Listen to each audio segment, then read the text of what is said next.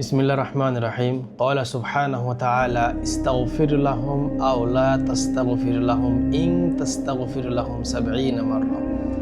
যখন একটি মুনাফিকের জানাজা মহানবী সাল্লাল্লাহু আলাইহি ওয়াসাল্লাম পড়াতে যাওয়ার জন্য রওনা হয়েছেন, তখন আল্লাহ তাআলা এই আয়াতটি নাজিল করেন যে, হে নবী, আপনি এই মুনাফিকের জানাজা পড়ে তার জন্য যদি ৭০ মাররা ৭০ বার দোয়া করেন, তারপরেও আমি আপনার দোয়া কবুল করব না এই মুনাফিকের জন্য।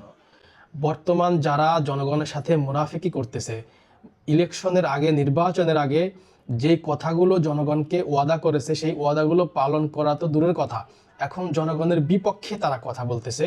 তো তাদেরকে জাতি মুনাফিক হিসাবে সম্বোধন করবে এবং মৃত্যুর পরে আল্লাহ রাব্বুল আলামিন বলছেন, ইন্নাল মুনাফিকিনা ফিদ দারকিল আসফালি মিনান নার। আর এই মুনাফিকের স্থান হবে জাহান্নামের একদম নিচের স্তরে। সুতরাং জনগণের সাথে, জাতির সাথে, দেশের সাথে বেঈমানি, মুনাফিকি, গাদ্দারি করে কেউ চিরস্থায়ী ক্ষমতা ধরে রাখতে পারে নাই, এখনো পারবে না, ইনশাআল্লাহ ভবিষ্যতেও পারবে না। সুতরাং আপনাদেরকে সোচ্চার হতে হবে।